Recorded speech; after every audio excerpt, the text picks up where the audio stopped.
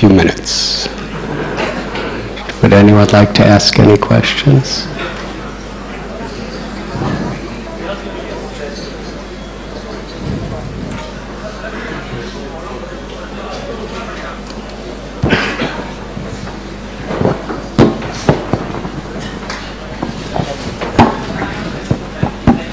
Hare Krishna Maharaj, in the morning you are describing that we should be free from pride, and it's very difficult to be free from this tendency of impressing others.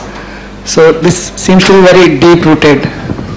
So I wanted to ask how to find, how do we get away with, how do we try to get rid of this tendency of impressing others? This comes out in other forms, different forms. Even if when we try to speak about Krishna, this tendency appears.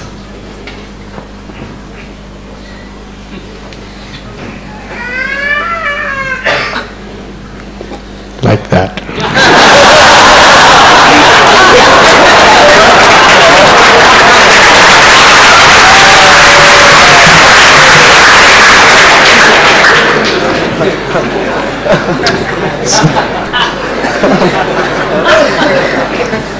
Any other questions?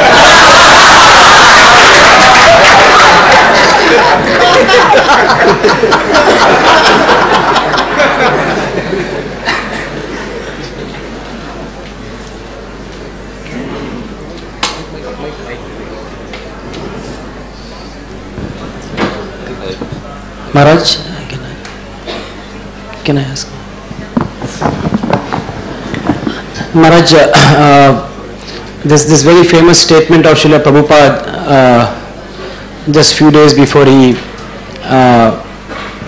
in Vrindavan, where he said, you can show a love for me on how we cooperate. And practically, personally speaking, I just see that when there is a huge expansion in the preaching mission, at least to my small intelligence, it appears very difficult to really cooperate and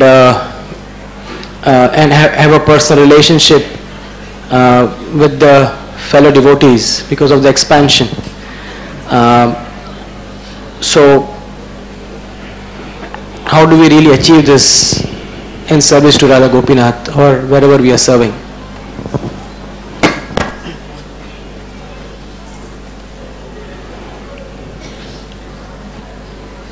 Just waiting for some baby to cry.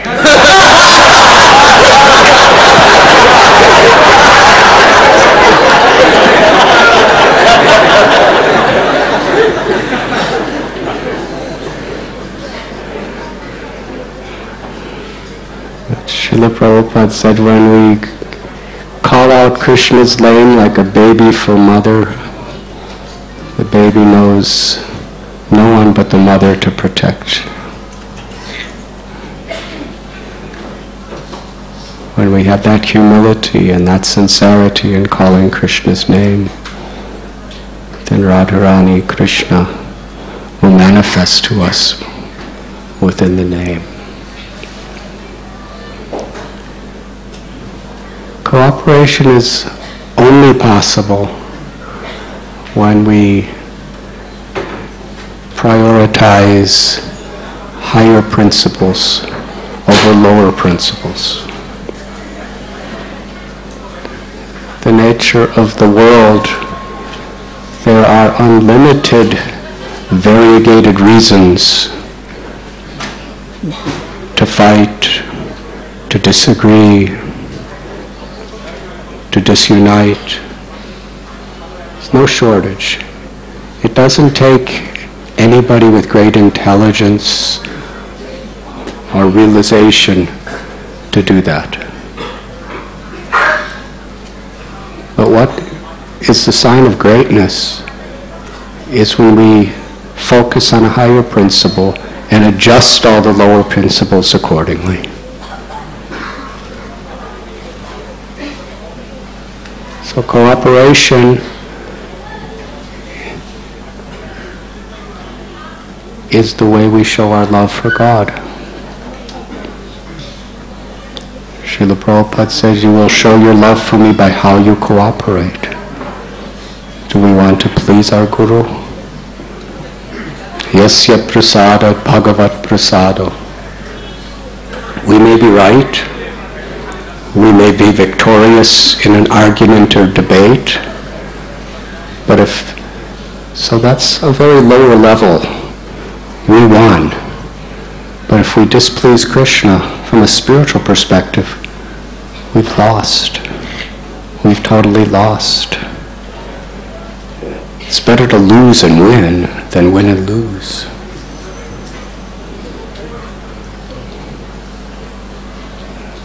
And that is why it is important.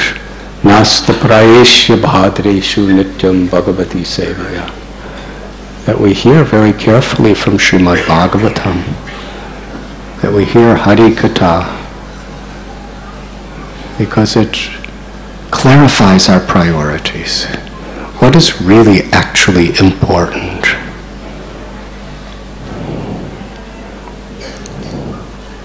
Is it important to have a nicely decorated house if your whole family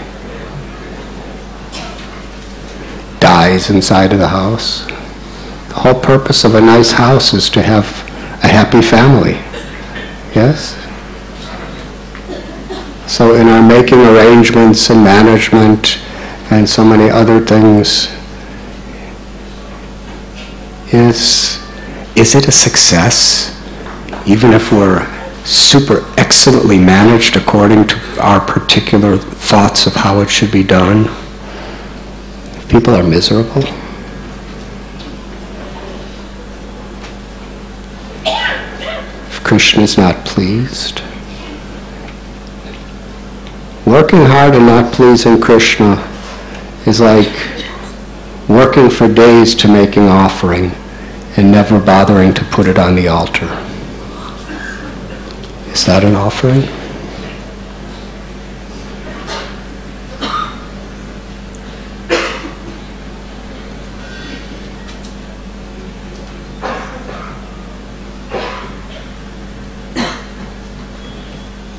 So that's the simple principle.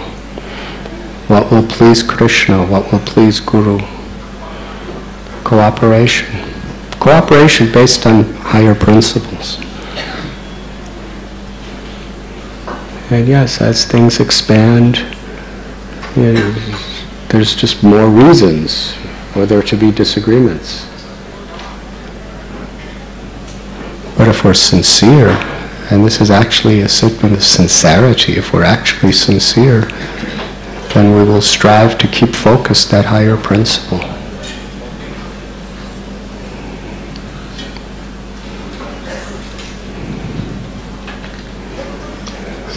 Does that answer your question?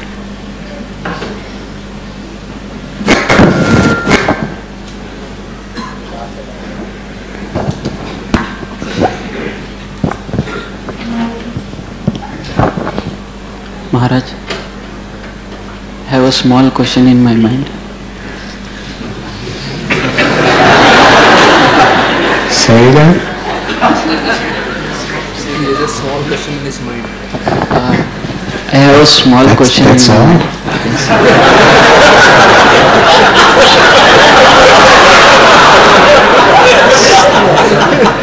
You are definitely a great yogi if you only have one small question.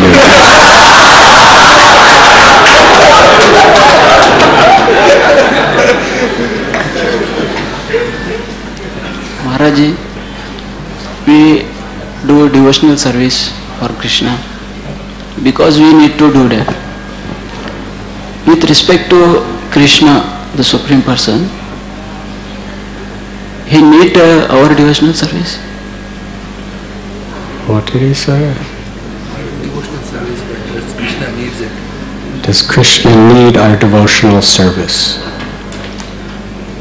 He doesn't need anything. Krishna's Atmarama. When you take water from the river Ganges, the Ganga, and you say a prayer and offer the water to the Ganga, does Ganga need that handful of water from you? Is she going to dry up if you don't give her that poundful of water? Is her current going to be diverted back to the Himalayas if you don't give her that handful of water? You're taking it from her and you're there's unlimited liters of water in the Ganga, and there's hardly an ounce in your hand. Does she need that?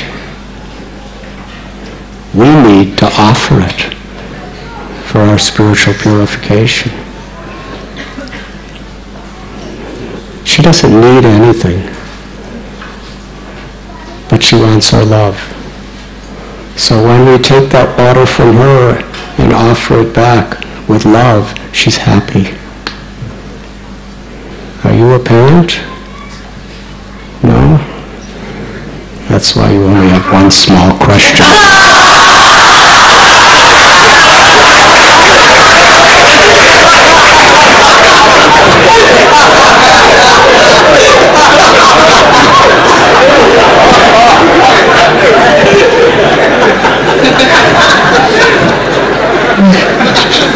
Many larger questions will come.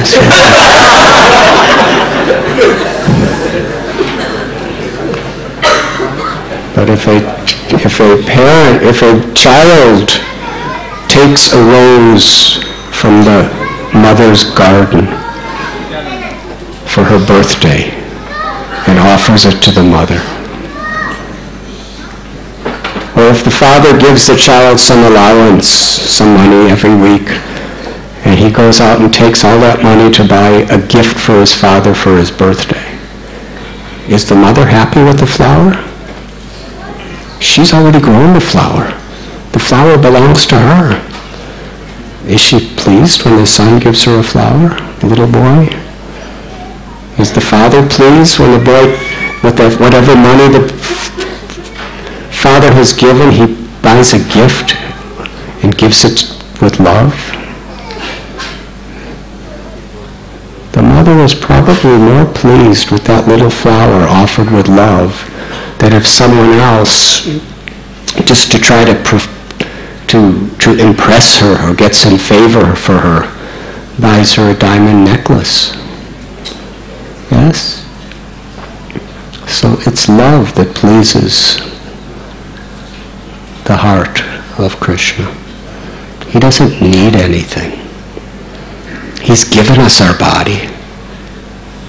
He's given us our minds, our intelligence. He's given us the world with all the facilities. But the purpose of this body, the purpose of this mind, and the purpose of the whole world is an opportunity to reciprocate love. That's actually the purpose of everything that exists, as a facility to reciprocate love. But unfortunately, we forget that. Our ego. We want to exploit. We want to debate. We want to fight over the resources of this world. We abuse and misuse.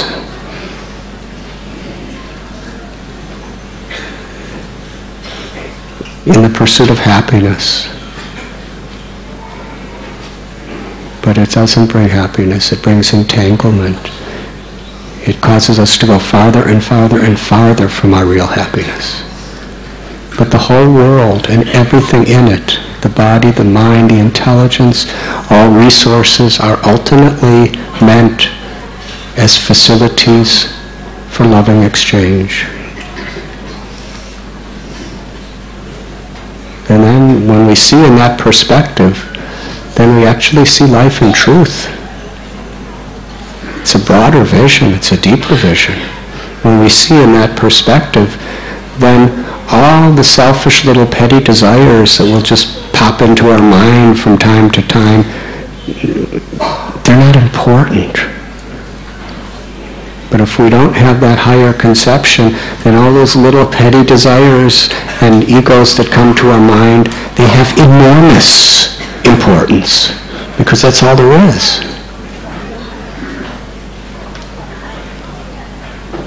Small things appear very big when there's nothing else. But when there's something very big, then small things are seen for what they are. So God doesn't need anything. But God wants us to be happy. And our happiness is in love, in praying.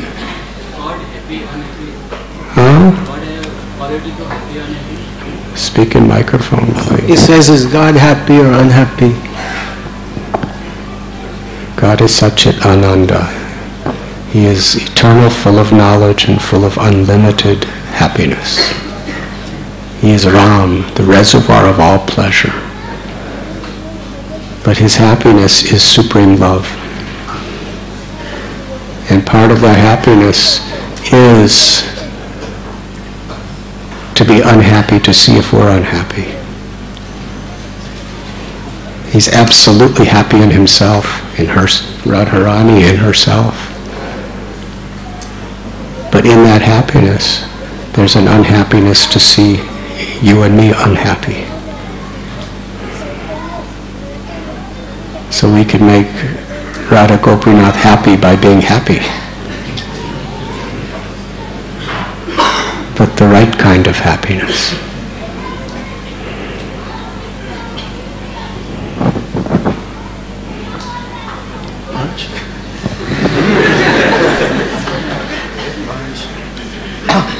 This morning we heard about how Lord Krishna purified Trinavarta from his false pride in a very violent way. And the class was very enlightening about how we can curb our false pride, ahankar. I would like to inquire in the same vein about the life of Sri Krishna Chaitanya Mahaprabhu and how he helped purify his devotees of their false pride. Some examples so that we can continue our purification.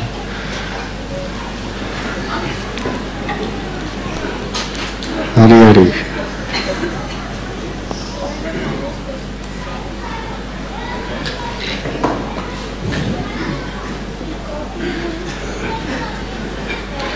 Krishnananda Prabhu told the story of the brahmachari who was just drinking milk. That was one way that Lord Chaitanya curbed his false pride. Somehow he had pride that he was very special and superior to others because of his austerities. Yes? And therefore he felt a certain entitlement for mercy because he was very, very austere. Only drinking little milk. But Lord Chaitanya chastised him so severely, it went right to the core of his heart. That whatever austerities I'm doing, if it's not pleasing the Lord, it has no spiritual value whatsoever. So it didn't say that he started eating a lot of rasgullas. But he came back, when the Lord saw that he was grateful for being chastised, when he was grateful for being publicly humiliated, the Lord realized the pride is gone. The pride is gone, and he called him back and gave him the highest perfection. And there are other incidents we heard in the class today about that tailor. Just because he was dear to a great devotee of the Lord, by that association he was cured of pride. Om apavitra pavitro va sarvavastam gatopi va.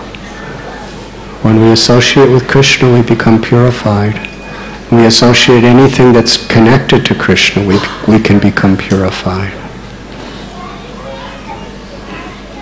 We heard the story of the tigers and the deers. They have all kinds of false pride. But by the loving grace of the Lord, they were cleansed of that pride. Jagai and Madhai, they had so much pride. But when they were blessed by the grace of the Lord and the devotees. So basically this is how Lord Chaitanya taught, that one opens one's hearts to receive the grace and the blessings of the Lord and the devotees, then one can overcome pride. Again, the higher principle. If we're proud of Krishna, if we're proud of other devotees, then we don't have that pitiable neophyte need to find pride in ourselves.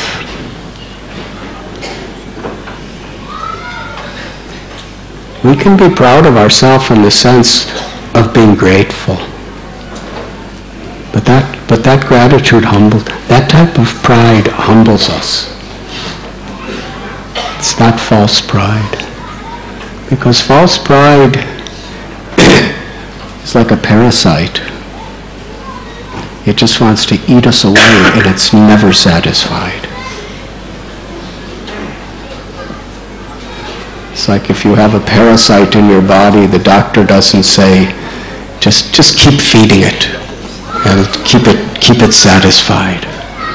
Because as soon as it digests something, it wants more and more and more and more.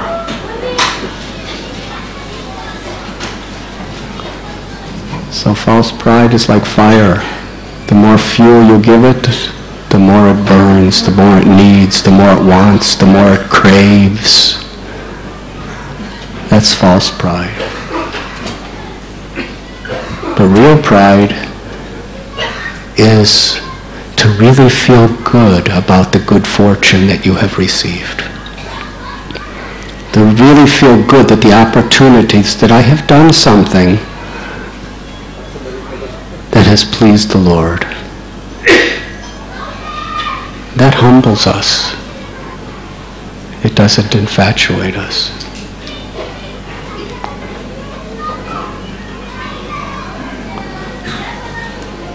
When we accomplish something and please Krishna in a nice way, we should feel very happy. Humility doesn't mean I feel miserable about whatever good I do. We should feel, but our happiness should be with gratitude. That type of pride actually is foundational for humility.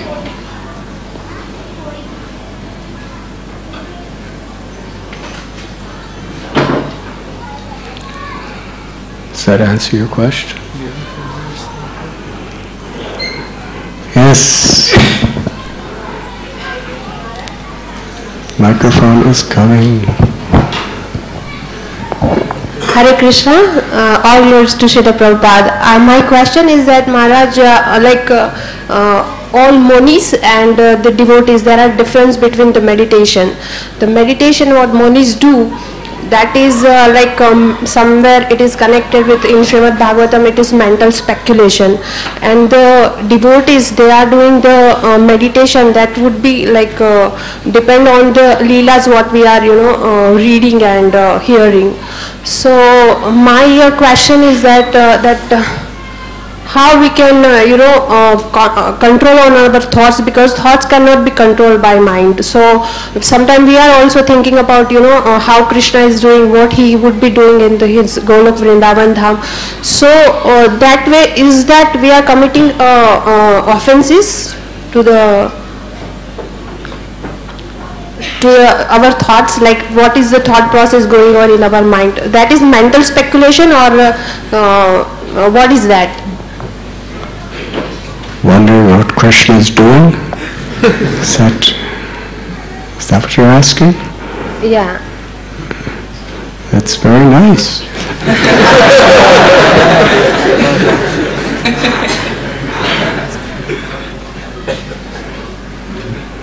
Meditation means to fix our consciousness on the Lord. That's according to Gita, that's the perfection of the meditation. And different types of yogis have different forms of meditation because they approach different aspects of the one Lord. Brahmaiti Paramatmeti Bhagavaniti Shabdyate. Some are trying to meditate on Brahman, the all-pervading aspect of the Lord. Some are trying to meditate on the Paramatma, the Lord, who is situated within the heart of every living being. Yoginam api sarvesha madgatena antaratmana. Krishna tells that the most intimate form of yoga is to meditate on the supreme, all-attractive, all-loving Lord, who is within our heart, who has his eternal abode, and who is the source of the all-pervading. So chanting is a form of meditation. Sitting in a class on the scripture is a form of meditation. Deity worship is a form of meditation. Seva, offering service, working in a spirit of devotion is a form of meditation. There are all ways of absorbing our hearts in active, loving service to the Lord. Or for some, it's more in a passive form of absorbing oneself in the Lord.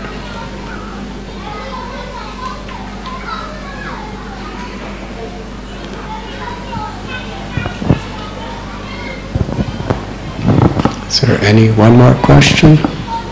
Yes.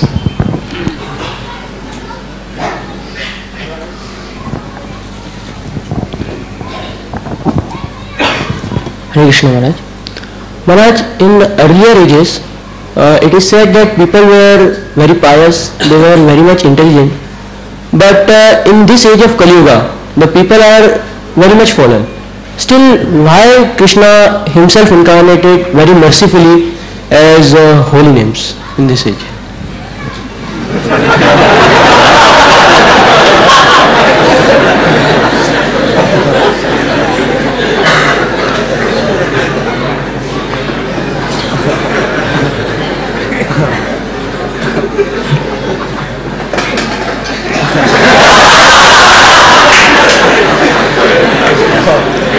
Very nice question.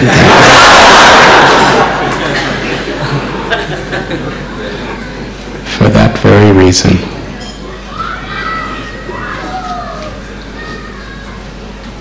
Because people in this age have such inclination to quarrel, to fight, to be hypocritical.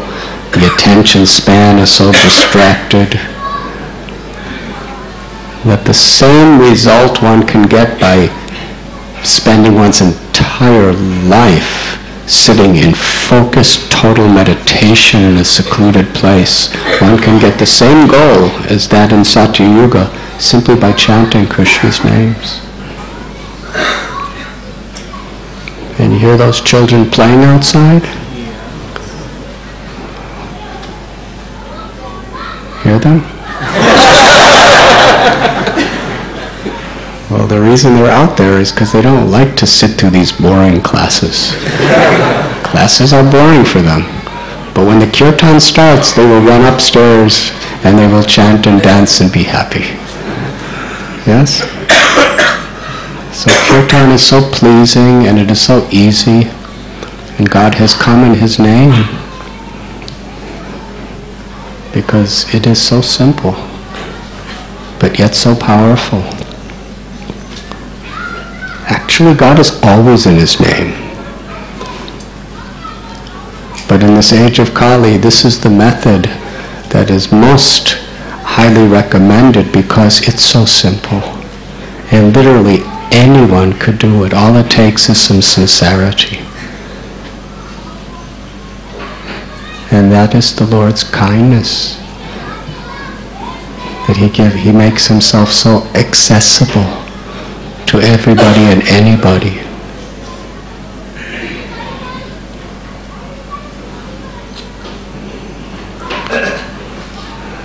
Haribol. So now we will have kirtan. But I would like to thank all of you from my heart of hearts. I will be departing tonight for Moscow, where it is very cold and snowy, and I will be remembering Radha Gopinath Temple in great separation. But my sincere and most